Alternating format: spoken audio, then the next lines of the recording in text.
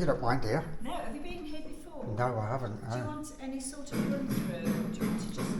No, but yeah, give me a run through, anything like that, I'd love that. I'll just come in here then, just quickly. So I'm on my own, so I'm trying to tell everything. Oh, and keep put it it in short. right. But, so obviously he's the star of the show. He's the most important person in the story of Boscobel. But these ladies are important as well. These ladies owned the property for the longest period of time, and they bought this place as a business investment in the Victorian period. So when you go into the first room, you'll see a Victorian parlour, as it was when they were here. Yeah. But they were aware of the story of him, and they knew that it would bring in money for tourists. So they made their money in Derby from the cotton mills. Didn't live here, they would just come in the summer, but they were very active in the community, setting up schools, and they gave back to the community. They gave a lot back to the community, and so we have the Victorian parlour in recognition of them. But the story is him.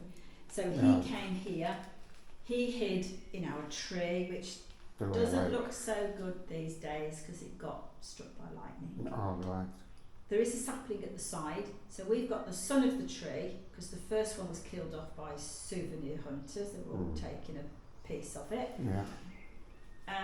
Our tree, the son of the tree, got struck in 2000, and in 2001 Charles, as Prince of Wales, came here for an anniversary, so he planted another sapling. So we've got sort of this 24-year-old sapling at the side, which was quite good. So he spent 14 hours in the tree, being cradled by William Careless, who was an officer with him at the battle. And then they came back into the house, back into the parlour for something to eat, and they hid him in the priest hole. Now the priest hole that's significant is the one up in the attic. It does have a glass cover, so you can't get in it. We do have another... Wasn't the easiest. When he left here, they knocked on the door 24 hours afterwards, knowing that he'd been here, but they couldn't prove anything. So they were right behind him, and he went to Bristol. And when he was travelling to Bristol with Jane Lane, she'd got a pass to travel, the lady of the house, from Bentley. He was disguised as her manservant, so they had to put him in the servants' quarters. Yeah. He was in there with just one person, who I think must have been a significant servant, I don't know, butler or senior, whatever. And he called him my lord, because he knew who he was.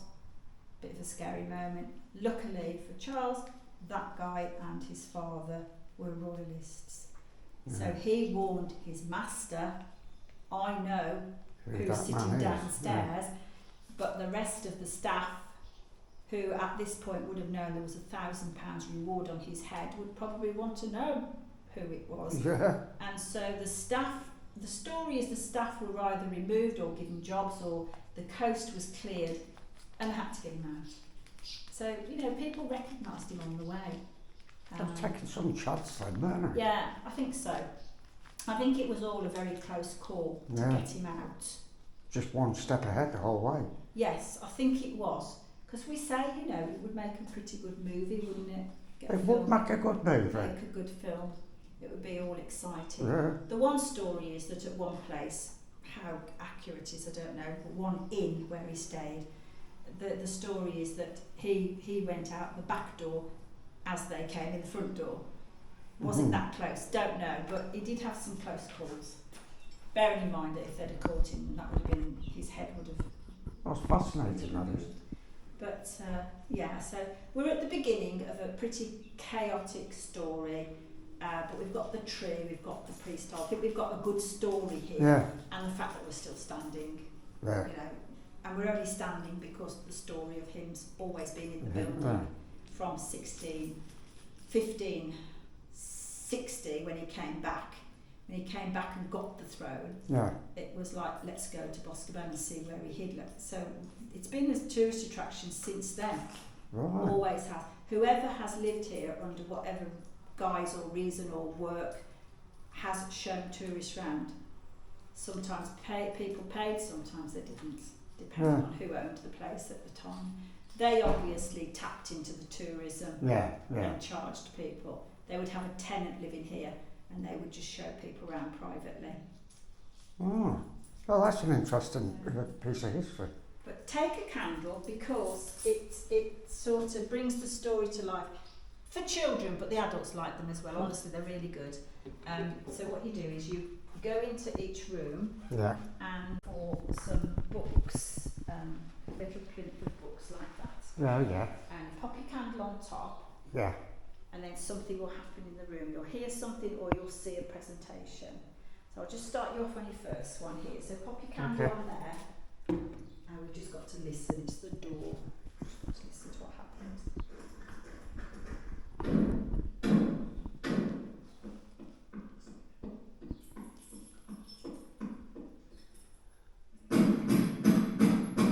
Open in the name of Parliament.